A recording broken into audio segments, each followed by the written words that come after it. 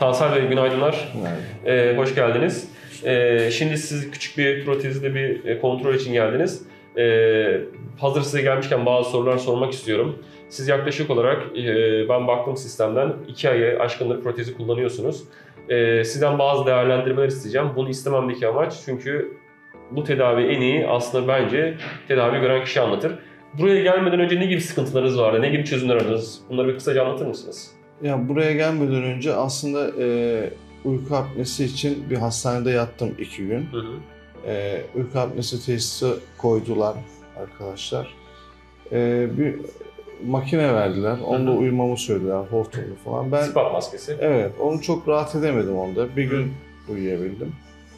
Çok rahattı gerçekten. O gün ilk defa nefes aldığımı hissettim. Yani beynime oksijen gittiğini hakikaten o zaman hissettim ama rahatsız etti beni. Hı hı. Kullanmadım ve öyle devam ettirdim. Uykusuz, her gecem çok uykusuzdu yani, öyle söyleyeyim. Günde yani geceleri herhalde 15-20 kere uyanıyorumdur. Çok rahat yani. Hiç sağlıklı bir uykum yoktu.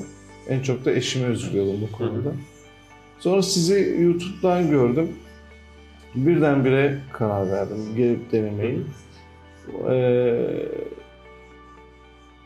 Gelip denedim, gerçekten de çok rahat.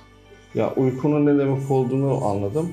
Uyumak için de bir an önce dişliği kullanıp uyumak istediğim zaman oldu gerçekten de. Çünkü uykuya gerçekten hasretmişiz.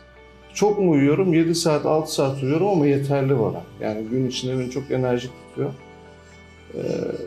O anlamda memnunum yani açıkçası. Çok sağ olun. Çok güzel böyle kısaca toparladınız. Evet. Artık bir sonraki kontrolde görüşmek üzere. İnşallah. Teşekkür ederiz. Sağ olun. Sağ olun.